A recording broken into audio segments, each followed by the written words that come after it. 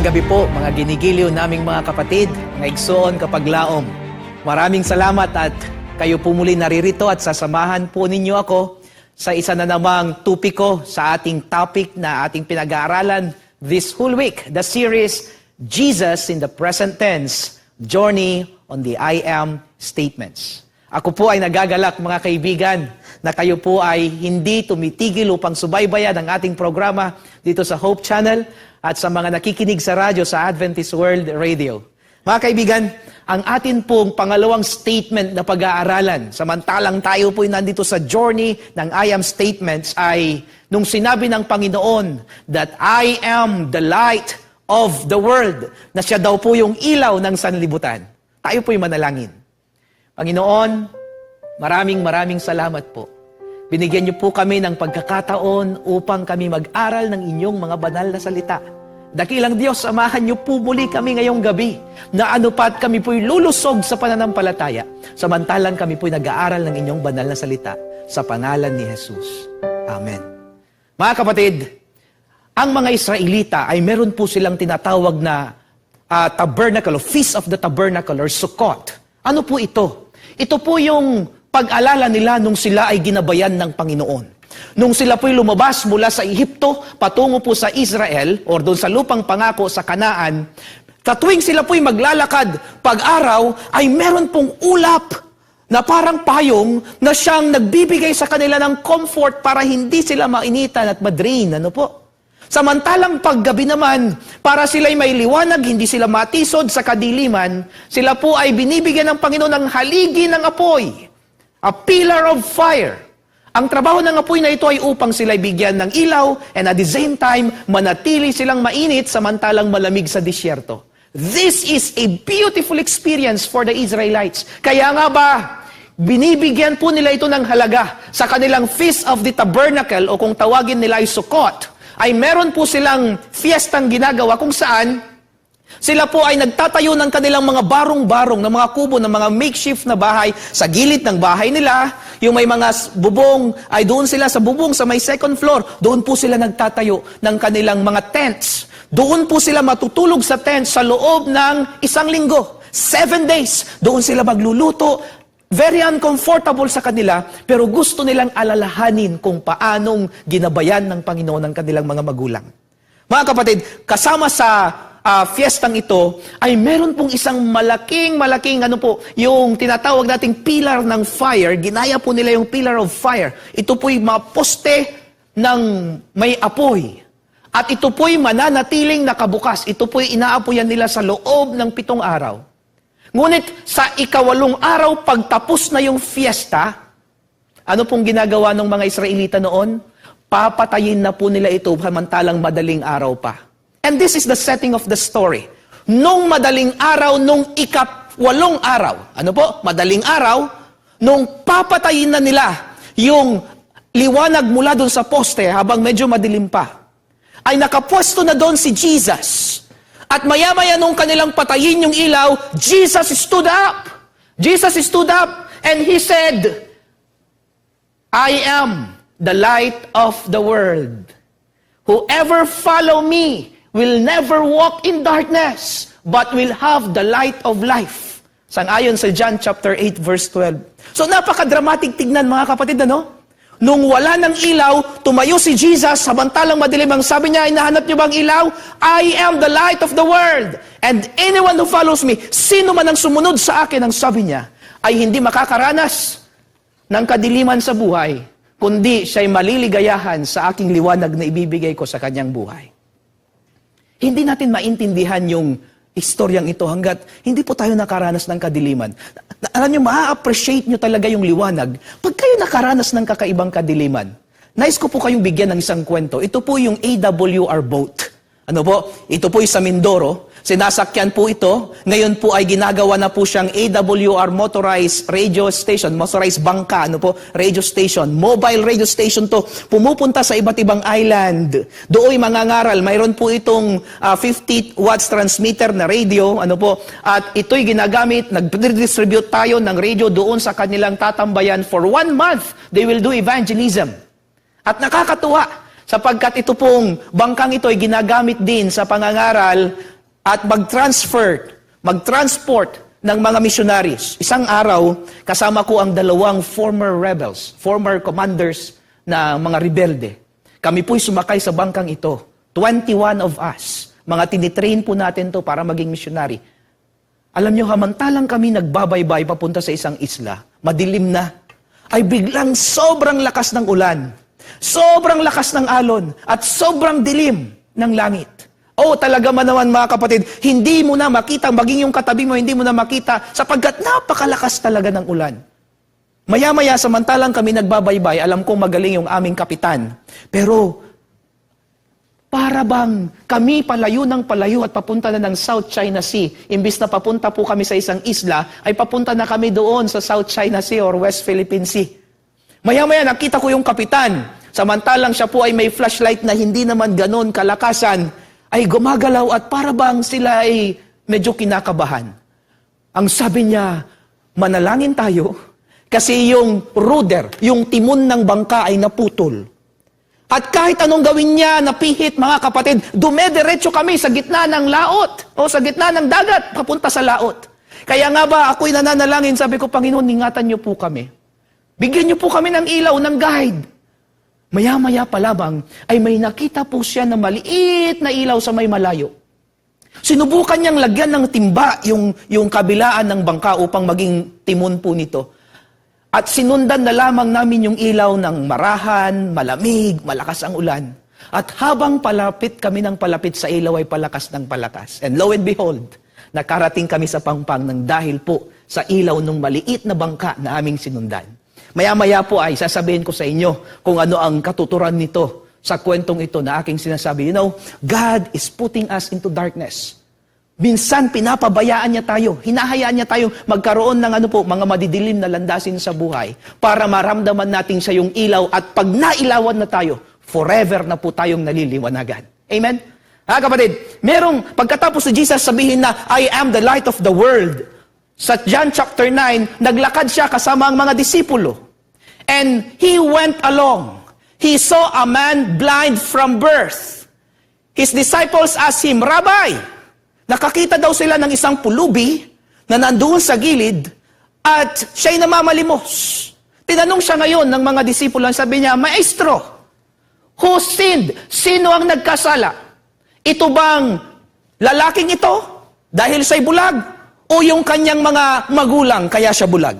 Noong unang panahon, pagka ang tao ay merong karamdamang malubha, katulad ng bulag na ito since birth, ay ipinapalagay po nila na nagkasala siya kaya siya naparusahan o minana niya yung kasalanan mula sa mga swail niyang mga magulang.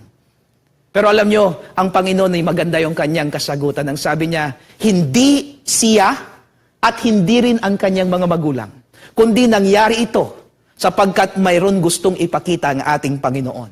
At ang sabi pa ng ating Panginoong Hesus, as long as it is day, we must do the works of Him who sent me. Kakaiba yung mga sagot ni Jesus, hindi nila maintindihan. Night is coming when no one can work. While I am in the world, ang sabi niya, I am the light of the world. After saying this, he spit on the ground. Dumura daw po siya sa lupa. At mula doon sa kanyang napormahang alikabok, made a mud. Gumawa daw po siya ng putik with the saliva, yung kanya daw po laway, and put on the man's eyes. Anong nangyari mga kapatid? Pagkatapos niyang ilagay sa mata ng bulagang, sabi ni Jesus, Go! He told him, wash in the pool of Siloam. Ang ibig sabihin ng Siloam ay sent. Na ang ibig sabihin ng sent, kung ating pag-aaralan, ay si Kristo din yon. Si Jesus din yon na ipinadala upang tayo iligtas. So the man went and washed and came home seeing. Atin pong saysayin ang mga aral na ating makikita dito. To the disciples, alam niyo, nung nakita ng mga disipulo itong bulag na ito, the blind beggar was a theological problem to discuss and not a needy person to help. Kalungkot, ano po? Nung nakita nila yung buhag, imbis na sila ay po'y mahabag, tulungan natin, ang sabi nila, Panginoon, ano ba ito? Anong problema nito? They see this blind a theological problem to discuss. Sino may kasalanan? Imbis na tulungan, ang nasa isip pa rin nila, mga legalista, anong tawag mo doon, Sapagkat gusto lang po nila yan, no? Pag-usapan. Kung sinong nagkasala, hindi yung paano siya tutulungan. Kaya ang sabi ni Jesus, neither this man nor his parents sinned, said Jesus, but this happened so that the works of God might be displayed in him. Unang aral na ating patututunan po dito ay, your situation is God's opportunity to show His power. Ang sabi ng Panginoon, alam nyo kaya siya naging bulag? Kasi merong isang bagay na mangyayari ngayon at makikita ninyo ang kapangyarihan ng anyong Panginoon. Makikita nyo ang inyong kasama is the great I am. Na siya yung liwanag na nagbibigay liwanag sa mga taong nasa gitna ng kadiliman. O kaibigan ko, let me tell you this, na ang iyong sitwasyon ngayon, gaano man kalugmok, ano mang bigat ng iyong dinadala, ano mang klaseng problema nang sa palagay mo'y wala ng kalutasan, o dili naman kaya'y hindi na humihinto ang mga dumarating na pagsubok, tandaan mo, sa pinakamadilim na parte ng iyong buhay, ay dumarating ito sapagkat gustong ipakita ng Panginoon ang kanyang kapangyarihan. Kaibigan, everything that happened is not just a result of your wrong decision. He allowed, referring to God, you to be in the darkness so He could ignite you. Hinahayaan niya. Bagaman hindi siya nagbibigay ng tukso, pagsubok lang ang binibigay ng Panginoon, hinahayaan niyang makaranas ka ng kadiliman upang maranasan mo ang kanyang kagilalas na kaliwanagan. God has His own purpose to put emphasis on who He is. Ang Panginoon ay may mga binibigay na sitwasyon sa atin upang makilala natin siya at malaman natin, mga kaibigan at mga kapatid, ang kanyang kapangyarihan. Ang sabi pa niya, while I am in the world, I am the light of the world. After saying this, pagkatapos siyang sabihang, ako ang ilaw, siya'y dumura daw doon sa alikabok. Para nakakadiri, ano? Bakit dura? Alam niyo, noong unang panahon, ang paniniwala nila yung dura, yung spit, ay may kapangyarihan. Alam niyo, may mga napupuntahan akong lugar eh. Minsan sumakit yung aking tiyan, yung matanda doon, sabi niya, ali dito, lagyan ng dura, duraan mo yung iyong palad at ihaplos mo sa tiyan para gumaling yung sakit ng tiyan. O di ba? May mga ganun pa rin mga practices. Pero ito, sabi niya, ang paniniwala kasi noon ay may kapangyarihan. Made some mud with the saliva and put it on the man's eyes. Pero ang Panginoon, hindi yun yung kanyang pinupunto. Sapagkat may iba't ibang ginagawa ang Panginoon upang magpagaling. Minsan, binisita niya yung nanay ni Pedro, yung biyanan ni Pedro. Ano pong ginawa niya? Hinawakan niya. Yung patay, hinawakan niya, gumaling din. Minsan, hinahawakan niya. Minsan, inuutusan lang niya yung tao na pumunta na at gumaling na. Minsan, naglalagay naman siya ng putik sa mata. Jesus found it important to change His method of healing so one could never make a formula of the methods. The power was in God, not in the method. Ay, kaibigan, kaya pala paiba ang method ng Panginoon. Sapagkat wala doon sa formula, wala doon sa solution yung kanyang kapangyarihan, mga kapatid. Yung pagpapagaling, wala doon sa iniisip mong solusyon. Ano mang solusyon ang iniisip mo ngayon, kaibigan ko, wala doon ang kapangyarihan. Ang kapangyarihan ay nasa kamay ng ating Panginoon. At bibiglan niya lang ng kapangyarihan yung mga iniisip mong pwedeng magbigay ng solusyon sa iyong bigatin. Kaibigan, ang sabi po dito, para tayo po ay maging mga anak ng Diyos na tunay na nakakaranas ng kanyang kapangyarihan, we have to submit on the touch of Jesus. Siguro hindi naman alam ng bulag na nanggaling yun sa laway, pero magiging choosy pa ba kahit alam niya? Bulag na siya eh. Kaya, sinubmit na lang niya. Sabi niya, kung pagagalingin ako nito, ay di bahala na siya. I-submit natin mga kapatid sa Kanya. Wala rin lang naman tayong magagawa. Why don't we just submit everything to Jesus, to His hand, to His touch? And because He submitted, ay dumating po ang kagalingan. Alam niyo po ba, na alam na ng Panginoon ang iyong pangangailangan bago mo pa ito malaman kung ano? That's what we call prevenient grace. Ano po itong prevenient grace? God already knew what you needed, so when you go through it, He already is there to give it. Ang galing ng Panginoon, ano po? Yun palang prevenient grace, mga kapatid, ay ano? Ang Panginoon, alam na niya kung ano ang kailangan mo. Ikaw man ngayon ay nakakaranas ng anumang sigalot sa buhay, alam na ng Panginoon kung paano yan lutasin, bago mo pa maisip. Kaya magtiwala ka na lang sa Kanya and submit to the touch of Jesus. Pagkatapos siyang hawakan ni Jesus, ang sabi sa Kanya, go, He told him, wash in the pool of Siloam. Alam niyo po yung pool of Siloam, ay tinatawag din niyang Hezekiah's Tunnel. More than 700 meters po ang haba nito. Nadadaan po ito sa napakalalim at napakadilim na tunnel, yung tubig. Kaya nga ba, very fresh at refreshing talaga at malamig yung tubig na ito. At doon nga pinapunta itong lalaki. Hindi ko alam kung paano siya nakapunta roon. Marahil ay merong sumama sa kanya, yung mga nagmamahal, yung mga marahil mayroong isang disipulo o kung sino man ang sumama sa kanya upang i-guide siya papunta roon. Sapagkat kung ang Panginoon ay may sinabi sa iyo at kung gusto mo ng lunas sa anumang pinagdaraanan mo, God wants you to participate. Ano po? Matapos siyang magpakita ng kanyang kapangyarihan sa buhay mo, He wants you to participate. So the man went and washed. So yung lalaki pumunta, hinugasan niya yung kanyang mata, at nung siya'y umuwi, mga kapatid, anong sabi? He came home seeing. Nakakakita na siya sa kanyang pag-uwi, sa kanyang pagbalik sa kanilang tahanan. Nagkaroon na siya ng paningin. Because God has said, and so it happened. Ito ang apat na leksyon, mga kapatid, you can be born again. Ang ginawa ng Panginoon dito ay hindi restoration, kundi creation, mga kapatid. Ano po? Creation ang ginawa ng creative act po ang ginamit dito, hindi restoration. Bakit? Meron po akong nakilala na nag-o-opera ng mata. Mahusay pong ophthalmologist at ang sabi niya, ang isang bata, pagkasilang po pala ng isang bata, ay liwanag muna, ano po, yung nannings ng light ang kanyang nakikita, hindi muna yung buong picture.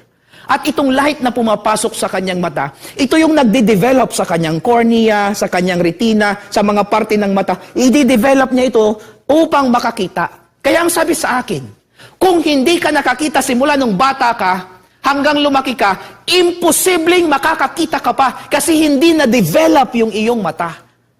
Imposibleng makakita ang lalaking ito sapagkat bata pa lamang siya, hindi na siya nakakakita. It's next to impossible. And yet, meron bang imposible sa ating Panginoon? Mga kapatid, this is a wonderful picture of God's creative power. More than restoration, it is creation. Kapatid, balikan ko po yung istorya ko kanina. Nung ako po'y bumalik doon sa bangka na naalala niyo po yung kwento ko na nandoon po kami at sumadsad kami sa isang isla. Pagbaba po namin doon sa bangka, nagtalunan na yung mga kasama nating mga former rebels at sinubukan na nating maghanap. Meron lang pong 4 na kubo doon ng mga katutubo at doon po kami makikitulog na lamang. Lumapit po kami doon sa bangka na may ilaw at kami nagtanong bakit sila na doon. Sabi niya ay, kami mangingisda at sa sobrang lakas ng ulan at ng hangin, kami muna ay pumunta rito upang makapagpalipas ng gabi at ng malakas na hangin. So make the long story short, nagpakilala po yung aking kasama, sabi niya ako si Pastor Cesar at kasama ko si Pastor Zamora. Meron po ba kayong tindang isda diyan? Kami po yung mga Seventh-day Adventist. Maya-maya may lalaking lumabas. Ang sabi niyo po ba, 7-day Adventist kayo? Ay Adventist din po ako. At maya-maya ang pinakilala ulit ako ng aking kasama. Sabi niya ako si Pastor Cesar, ang kasama ko si Pastor Zamora. Pastor Zamora, Rosler Zamora ba? Ang kanyang tanong. Ang sabi ko, ako nga po yun. Bigla po siyang tumalon at ako'y kanyang niyakap. Ang sabi niya, ako yung iyong kababata, mag-best friend tayo. Give you a little background, mga kapatid. Ay, nung tumira kami sa Mindoro, nung ako'y bata pa, ay 2 pamilya lang kami doon sa bayan na Adventist. At itong kapatid na ito, na hindi ko sasabihin ang pangalan, ay talaga namang napakasaya ng aming pagsasama. 2 taon kaming nagkasama sa church, kami ang magbarkada, pareho kaming Adventist. Pero nung kami napalayo, hindi na kami nagkita. Sinubukan ko siyang balikan after many, many years. Subalit hindi ko na natagpuan ang kanilang bahay. After 25 long years, kami po'y muling nagkasama sa isang isla na hindi namin lubos maisip na kami magkikita. And so we talk and talk and talk. Nakalimutan na naming magkain sapagkat napakasarap ng aming kwentuhan. At maya-maya pa mga kapatid, ay nag-open siya sa akin. Naiiyak siya. Sabi ko, bakit ikaw ay malungkot? Alam mo ba, sabi niya sa akin, Pastor, na nung 1 linggo pa ko pa pinaplanong tumalon at magpakamatay na. Sabi ko, magpapakamatay ka, bakit? Ang sabi niya, wala akong ginawa sa buhay ko kundi mabuhay para sa aking pamilya, maghanap buhay. Subalit isang araw umuwi ako sa aking tahanan na yung aking asawa ay nagdadalang tao ng hindi ko anak. Umahagulhol po siya at ang sabi ko, kailangan nating manalangin. And we were praying and praying and praying. Hanggang madaling araw, nag-uusap kami't nananalangin patungkol sa kanyang pagpapatawad at pagbuo ng pamilya. Bago kami naghiwalay, nagsabi siya na napatawad na niya ang kanyang asawa sa aming pananalangin. At ang sabi niya, babalikan niya ang kanyang pamilya at bubuuin niya ulit. At nakita niya ang liwanag sa kadiliman doon sa islang iyon. Kapatid, may mga madidilim tayong karanasan sa buhay. Subalit dito natin makikita ang liwanag na ibinibigay ng Panginoon. Ang lalaking ito, kung hindi siya nabulag, ay hindi makikita ang kapangyarihan ng Diyos ng mga taong nakapaligid at maging siya. Ako'y naniniwalang nagtapat ang lalaking ito sa Panginoon sapagkat matapos siya na makakita na, mga kapatid. Ang sabi sa kanya ay umuwi muna, pumunta sa templo magpasalamat. Pero habang nandoon siya, ay pinangangalat na niya. Nung siya'y tanungin bakit siya nakakakita, ang sabi niya, si Jesus ang siyang nagbigay sa akin ng paningin. Si Jesus, ipinagkakalat niya na si Jesus ay makapangyarihan, siyang nagbibigay ng kagalingan. At si Jesus lamang ang sabi niya ang siyang nagbibigay ng ilaw. Pagkatapos mong maranasan ang pag-ibig niya, binibigyan ka niya ng isang trabaho. Yan ay, you have to tell your story. Kailangan mong i-share ang ilaw na iyong naranasan. Kailangan mong, kaibigan ko, makatapos mong maranasan ang liwanag ng Panginoon. He is telling you to tell your story. Kailangan malaman ng iba na meron kang kakaibang istorya kasama ang Panginoon. Sapagkat when you have received the light, dearly beloved, you've got to share that light. That others who are groping in darkness will see the light of Christ. Kaibigan, hayaan mong dalhin kita dito sa pinakaunang teksto ng Biblia. Genesis chapter 1, verse 1 to 3. Gusto ko pong basahin natin. Ang sabi niya, in the beginning, God created the heavens and the earth. Yung pasimula, nilikha ng Panginoon ang langit at ang lupa. Okay? Now the earth was formless and empty. Ang lupa ay walang laman at walang anyo. At wala kang makikita. Ang sabi niya, yung highlighted po dyan, sabi niya, darkness. Tandaan niyo po itong unang word na ito. Darkness was over the surface of the deep. And the Spirit of God was hovering over, next word, the water. And God said, let there be light. And there was light. Mga kaibigan, nais ko pong tunghayan natin ang mga pananalitang ito. Ang una po ay, ang sabi niya ay darkness. Pag sinabi po ng Biblia na darkness, ito po'y pumapatungkol sa kapangyarihan ni Satanas. Nung pasimula pa lamang na wala ang mundo, napakadilim ang sabi niya. Ang kadilimang iyan ay pumapatungkol din naman pala kay Satanas. Ano po? At ang sabi niya dito, and there was light. Nakita niyo po yung light na sinabi kanina. At ang sabi niya ay, there is water. Ano po? Tatlo yung pinakita niyang element sa panimula, sa creation. May tatlong element tayo makikita. Darkness, there was light, and there was water. Yung darkness, patungkol po yan kay Satan. Yung light, tinutukoy po nito ang ating Panginoon, the light of the world. Yung water, pag binabanggit po ng banal na kasulatan ng tubig, ang tinutukoy po dyan ay tao. Sa prophecy, when we talk about water, ang tinutukoy po dyan ay tao. Pag ang darkness ay inilagay mo sa tubig, wala pong magiging reaction. Walang reaction. Pag yung darkness at ang tubig ang nagsama, wala pong reflection na mangyayari. Nothing in there. Pag yung darkness sinama mo, mga kapatid, sa light, anong mangyayari? They cannot coexist. It's either mawala yung light, kaya darkness na lang, or mawala yung darkness kasi light na lang. They don't have any relationship at all. Samantalang yung light, subukan mo siyang, ilagay sa tubig, nagkakaroon ng relationship, nagkakaroon ng reflection. Ang light at tubig ay may reflection. One thing we have learned from this, ang darkness ay walang kinalaman sa tao. Right? Si Satan, walang kinalaman dapat siya sa buhay mo kung paano ka mabubuhay ng tama. Ang gusto lagi ni Satan is to destroy, to blind you, to give you what? To make you perish. Na sa bani mo lang, akala mo nakakatuwa. But no, at the end of it, you will perish. Kasi walang ang relasyon ng darkness at ang water, ang Diyos, si Satanas at ang tao. Ganon din, si Satan at si Jesus, they cannot coexist. Pero yung light, ang ating Panginoong Hesus, at ang tao, ay meron pong tinatawag na yung reaction, and that is reflection. O kaibigan, mga kapatid, kailangan po palang merong reflection ng light doon sa water. Ngayong gabi, nais ko pong sabihin sa inyo, that when Jesus said, I am the light of the world, He is the light that should be reflected in us. He is the light that's shining in us and surrounding us. He is the light that should be seen by people in us. People cannot see Jesus, but they should see the light that is reflecting in us.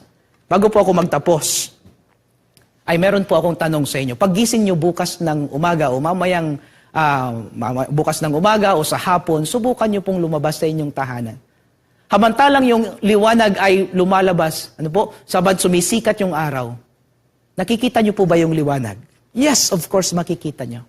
Can you touch the light? Kaya nyo po bang hawakan yung liwanag?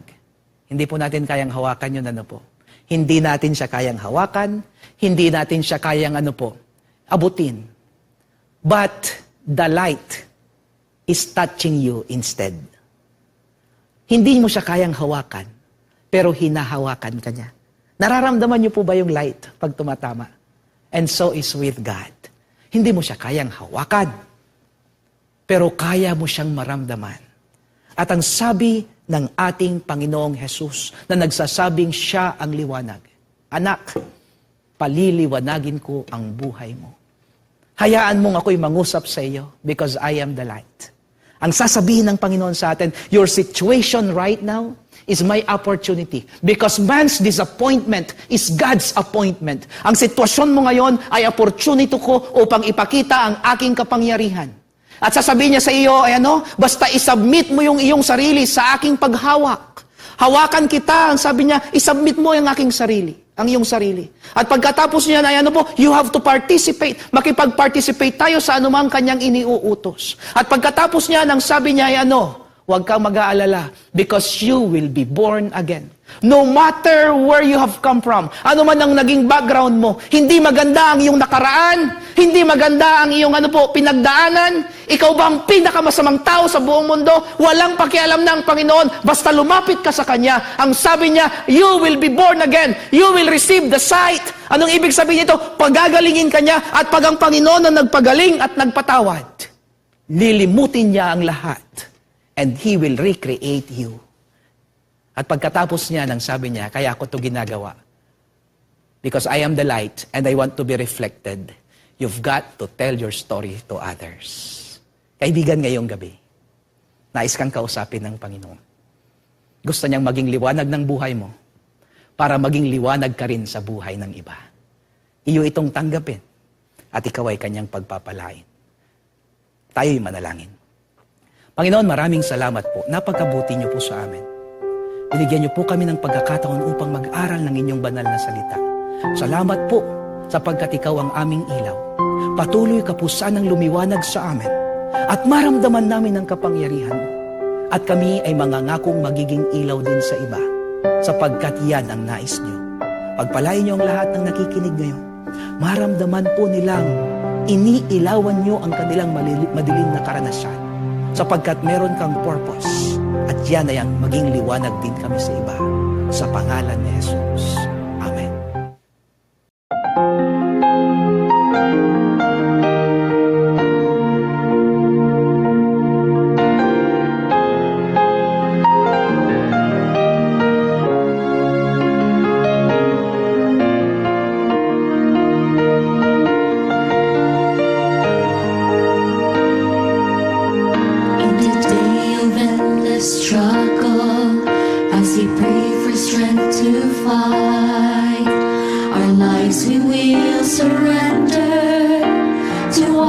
faith not sight, we'll proclaim His name victorious, so all the world will know.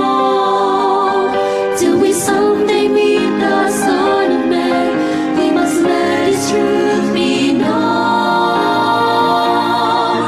We'll praise His name, no matter what the cost. We'll raise Him high,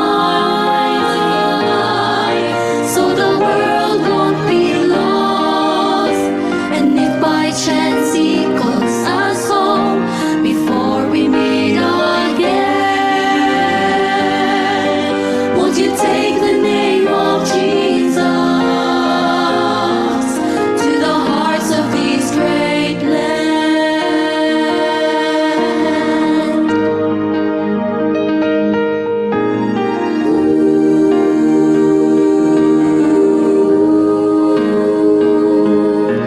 In the streets are hungry children who are starving for some bread.